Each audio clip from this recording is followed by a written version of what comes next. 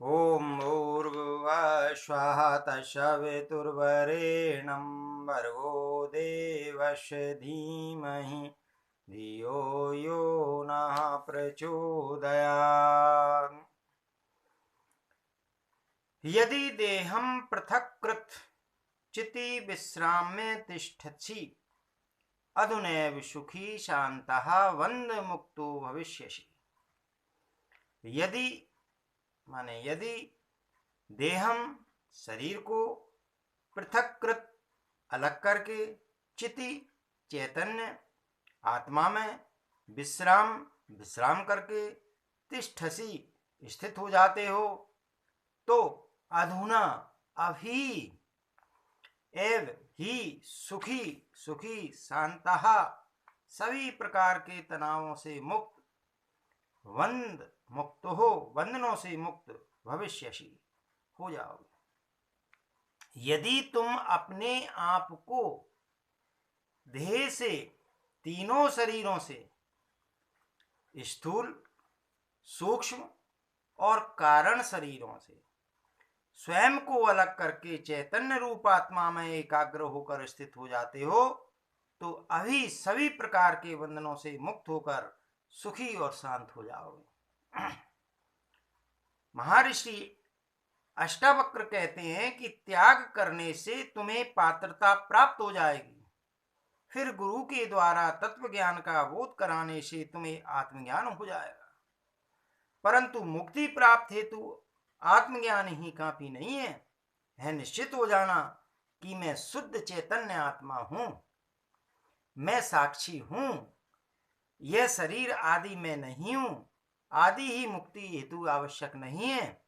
इस आत्मज्ञान के बाद भी यदि शरीर आदि विषयों से आसक्ति बनी रही तो फिर पुनर्जन्म की संभावना बनी रहती है, अतएव उसे भी मुक्ति नहीं कहा जा सकता। यह ज्ञान विकल्प के साथ समाधि में ही भी होता है, जिसमें बीज रूप में सारे संस्कार विद्वान रहते हैं और सही वातावरण मिलने पर यह बीज पुनः वृक्ष बन जाते हैं। उस बीज को भी विनिष्ट कर देने की आवश्यकता है, यही मुक्त अवस्था है। अष्टावक्र राजा जनक को ऐसी ही मुक्ति की स्थिति की बात बतला रहे हैं कि तू आत्मज्ञान की प्राप्ति के पश्चात यदि इस शरीर से अपना मोह का परित्याग करके, उससे स्नेह का परित्याग करके पूर्ण रूप चैतन्य आत्मा में विश्राम आराम कर स्थित हो जाता है तो तू सुखी है, शांत तथा बंधन मुक्त हो जाएगा। अपने शुद्ध स्वरूप आत्मा को जान लेना ही पर्याप्त नहीं है, बल्कि उसमें लगातार स्थित रहना है। यही बिना किसी विकल्प की समाधि की स्थिति है और यही मुक्ति है। पतंजलि अष्टांग योग में अंतिम स्थिति में समाधि की बात कही गई है।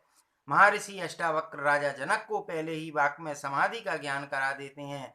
शरीर तथा आत्मा के मध्य में 7 आवरण द्वार हैं। योग शरीर से आरंभ करके एक एक आवरण को विधिवत खोलकर आत्मा तक पहुंचाता है, परंतु महर्षि अष्टावक्र सीधे आत्मा का बोध कराते हैं और शेष सारे आवरणों को एक ही साथ नष्ट करने की बात कहते हैं। उनका कथन है कि ये सारे आवरण द्वार वास्तविक नहीं है, भ्रांति मात्र है। भ्रांति का नाश ज्ञान से ही हो सकता है, वहां क्रिया काम नहीं आएगी। आत्मा के साथ अहम जुड़ा हुआ है, जिससे वासना पैदा होती है।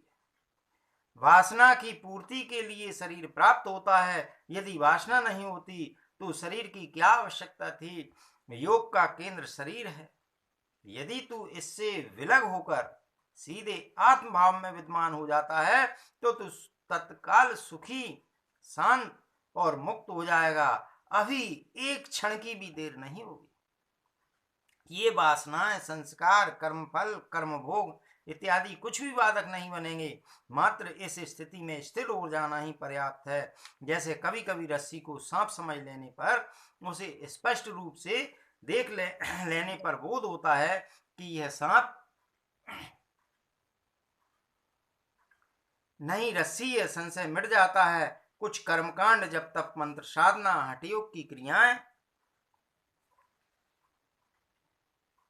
इत्यादि नहीं करनी पड़ती। जैसे ही महर्षि अष्टावक्र आत्मज्ञान को ही पर्याप्त मानते हैं, जिससे सारे संदेह समाप्त हो जाते हैं और मनुष्य मुक्ति को प्राप्त कर लेता है। यह मुक्ति कोई स्थान विशेष नहीं है और ना ही इसको पाने के लिए किसी प्रकार का कोई महासागर पार करना पड़ता है, अपितु अपनी वास्तविक अवस्था को जान लेना, जो प्रत्यक्ष दर्शन से ही हो सकता है। इसी के द्वारा सारे आवरण खुल जाते हैं। ये सारे आवरण अज्ञान के ही हैं। शिव गीता में भी कहा गया है कि मोक्षस्य न ही वाशी स्थिति न ग्राम्यांतर में वह अज्ञान हृदय ग्रंथ नाशो मोक्ष इति स्मृता। मोक्ष का किसी लोकांतर में, गृह अथवा ग्राम में निवास नहीं है, लेकिन अज्ञान रूपी हृदय ग्रंथि का नाश ही मोक्ष कहा जाता है। जो प्राणी चैतन्य आत्मा में विश्राम कर स्थित हो गया वही मुक्त है। सारे कर्म शरीर तथा मन चित्त के हैं।